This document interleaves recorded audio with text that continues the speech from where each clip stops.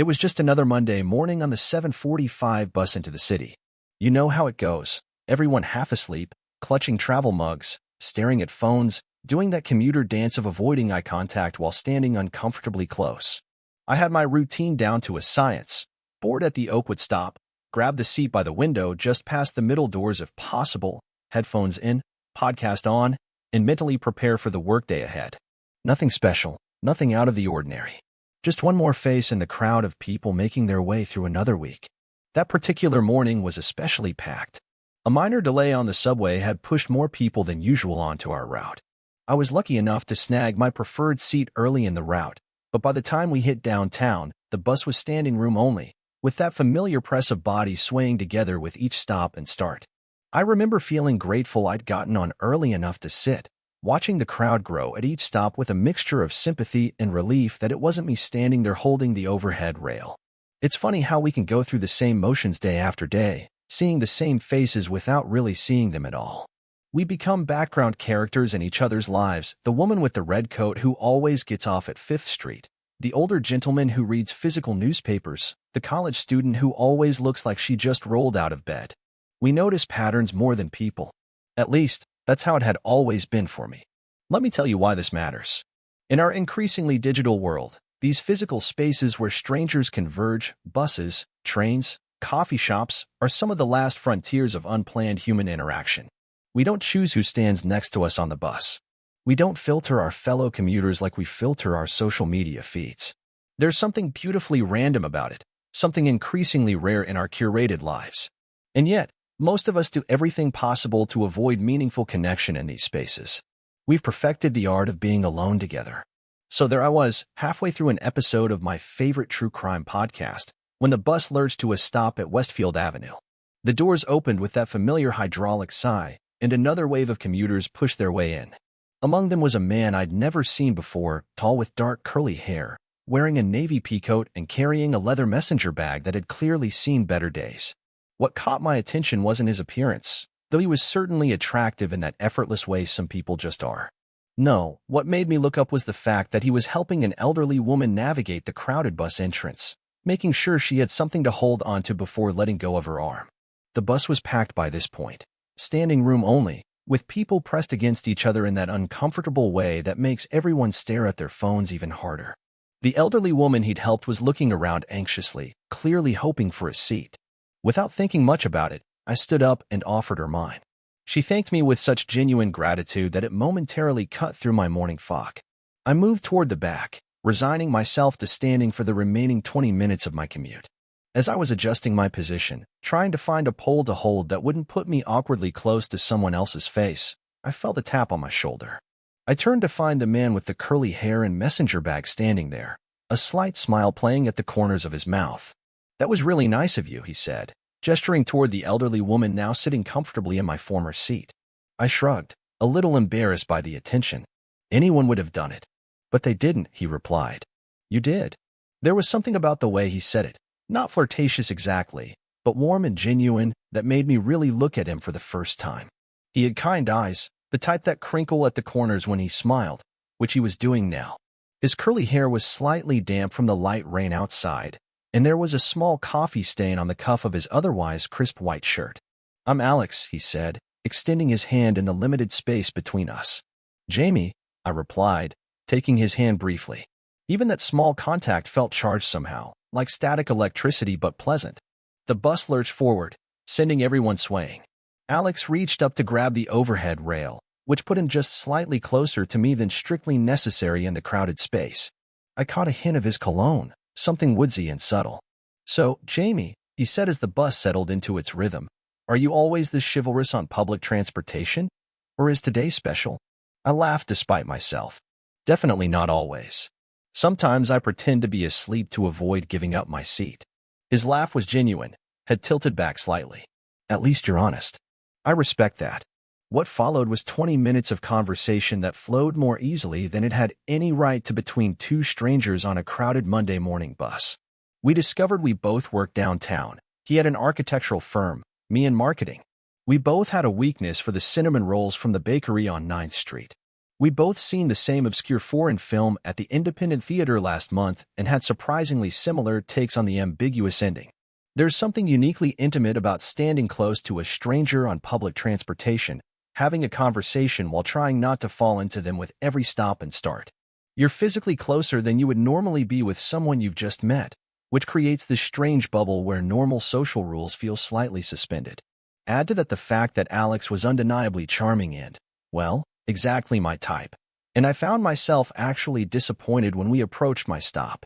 "This is me," I said reluctantly as the bus slowed. "Mine too, actually," Alex replied, gesturing for me to go ahead of him toward the exit. We stepped off the bus together, standing on the sidewalk as our fellow commuters rushed past us toward their various destinations.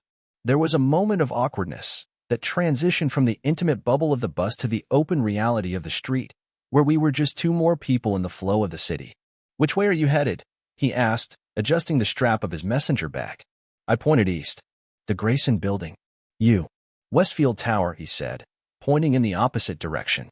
"Looks like this is where we part ways." I felt a surprising pang of disappointment.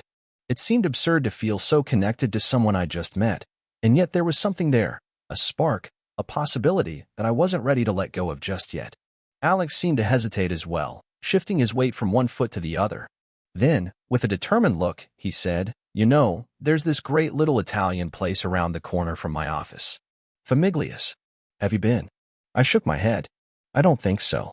They make this incredible carbonara completely authentic, none of that cream sauce nonsense." His enthusiasm was endearing. "I was thinking of going there tonight, actually." My heart did a little skip as I realized where this was going. "Would you maybe want to save me a seat at dinner?" he asked, with a smile that acknowledged the callback to our meeting.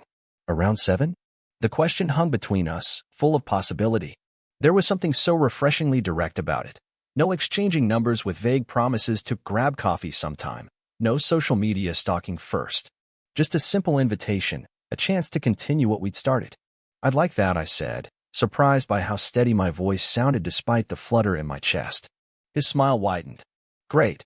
I'll see you at 7 then. Famiglia's on West 8th. And just like that, we parted ways, each heading to our respective offices with a new energy that had nothing to do with the morning coffee we carried. I remember walking into my building feeling like I was floating slightly, earning a curious look from the security guard who usually saw me trudging in with the Monday morning blues written all over my face. Throughout the day, I found myself replaying our conversation, analyzing every smile, every laugh, wondering if I'd built up our connection to be more than it was. Was I reading too much into a friendly chat? Was dinner just dinner, or was it a date? The question circled in my mind as I tried to focus on work, my productivity significantly hampered by thoughts of curly hair and kind eyes. By 5 o'clock, I was a bundle of nerves. Should I go home and change first? Was my work outfit appropriate for a maybe date at an Italian restaurant I'd never been to? I decided to err on the side of caution, ducking into a department store on my lunch break to buy a new shirt, nothing too fancy, but a definite upgrade from my Monday work blouse. I arrived at Famiglia's at 6:55, not wanting to be late but also not wanting to appear too eager by being significantly early. The restaurant was smaller than I expected, cozy and warm with brick walls and soft lighting. A few tables were occupied, but it wasn't crowded. I gave Alex's name to the host, half expecting to be told there was no reservation, that this had all been an elaborate joke or a misunderstanding. But the host smiled and led me to a table in the corner, already set for 2. The other party called to say he's running about 5 minutes late, he informed me. "Can I get you something to drink while you wait?" I ordered a glass of red wine, figuring it might help calm my nerves. As I sat there, sipping slowly, I found myself wondering what had possessed me to agree to dinner with a complete stranger. It wasn't like me to be so spontaneous. I was usually the person who researched restaurants online before trying them, who vetted potential dates through mutual friends or at least a thorough social media investigation.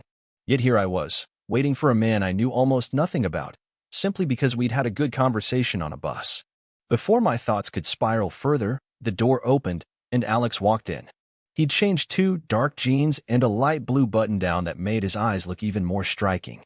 He spotted me immediately, his face lighting up with a smile that put my remaining doubts to rest. This wasn't a mistake. This was exactly where I was supposed to be. "I'm so sorry I'm late," he said, sliding into the seat across from me.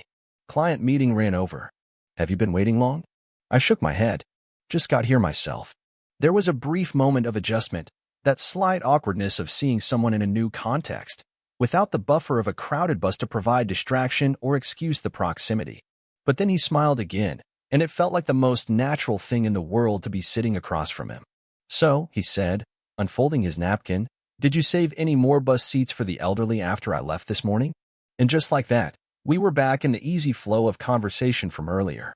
We talked through appetizers. The burrata was indeed exceptional. Main courses, he was right about the carbonara, and well into dessert, a tiramisu we agreed to split but ended up playfully fighting over the last bite.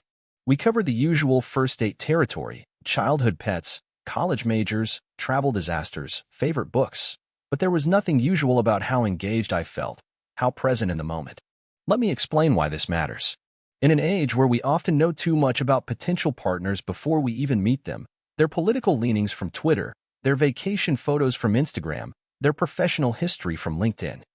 There's something magical about discovering someone piece by piece, in real time, through actual conversation. It's becoming a lost art, this gradual unfolding of another person, with all the anticipation and surprise that entails. As we talked, I learned that Alex had moved to the city just 3 months ago for his job, that he played guitar but not well enough to inflict it on others, that he was close with his sister who lived across the country, that he could make excellent pasta from scratch because his grandmother had taught him. Each new piece of information made me more intrigued, more drawn to this person who had been a complete stranger that morning. "Can I ask you something?" he said as we lingered over coffee, neither of us seeming eager to end the evening. "Of course," I replied, curious about his suddenly serious tone. "What made you say yes to dinner?" "I mean, I'm glad you did, obviously. But most people wouldn't agree to meet a stranger from the bus." I considered the question, wanting to give an honest answer. "I'm not entirely sure," I admitted. "It's not something I would normally do. But there was something about our conversation this morning that felt, I don't know, significant somehow. Like it would have been a mistake to let it end there." He nodded slowly. "I felt that too. When I saw you give up your seat, there was just something about the gesture that made me want to know you. And then talking to you, it was so easy. Like we'd known each other before." "Maybe we did," I joked. "In another life." "Maybe," he agreed with a smile. "Or maybe sometimes the universe just gets it right on the first try." The evening eventually had to end, of course. We split the bill after a brief, good-natured argument where he insisted on paying since he'd invited me, and I insisted on paying my share since I wasn't entirely sure if this was a date, and walked out into the cool night air. "Can I walk you home?" he asked. "Or to the subway, at least?" "I'd like that," I said, surprised by how much I meant it. We walked slowly, neither of us in a hurry to say goodbye. Our hands brushed once, twice, and on the third time, he took mine gently, looking at me with a question in his eyes. I answered by intertwining my fingers with his. When we reached my subway entrance, we paused, still holding hands. The moment stretched between us, full of possibility. "I'd really like to see you again," he said simply. "I'd like that too." "Tomorrow?" he asked with a hopeful smile. "There's a great coffee place near my office. We could meet for lunch." "Tomorrow," I agreed. He leaned in slowly, giving me plenty of time to step back if I wanted to. I didn't. His lips met mine in a kiss that was gentle but full of promise, a perfect ending to an unexpected day. As I rode the subway home, I couldn't help but think about how differently my day had turned out from what I'd expected when I boarded that crowded bus that morning. If you'd told me then that giving up my seat would lead to one of the best first dates of my life, I would have laughed it off as ridiculous romantic comedy logic. But maybe that's the beauty of life, the way it surprises you when you least expect it. The way a simple act of kindness can open doors you didn't even know existed. The way a stranger on a bus can become someone who makes your heart race with just a smile. It's been 6 months since that morning, and Alex and I are still together. We take the bus together most mornings now, and sometimes, when it's crowded, we'll catch each other's eye and smile at the memory of how we met. We've made it a point to give up our seats when needed, joking that you never know where it might lead. I think about how many mornings I spent on that same bus route, headphones in, eyes down, missing countless opportunities to connect with the world around me. How many potential friendships or relationships did I shut down before they could begin? All in the name of maintaining that bubble of privacy we all think we want. The truth is, we're surrounded by possibilities every day, moments that could change the course of our lives if we just looked up, paid attention, took a chance. It's easy to forget that in our busy, screen-focused lives. Easy to miss the magic happening right in front of us because we're too busy looking down. So the next time you're on a crowded bus or train, Maybe take out your earbuds for a moment. Look around. Smile at a stranger. Offer your seat to someone who needs it. You never know, they might just offer to save you a seat at dinner in return. And that dinner might just be the first chapter of a story you'll be telling for years to come. After all, the most extraordinary connections often begin in the most ordinary places. All we have to do is be open to them when they appear. Total_char_count, 18,675.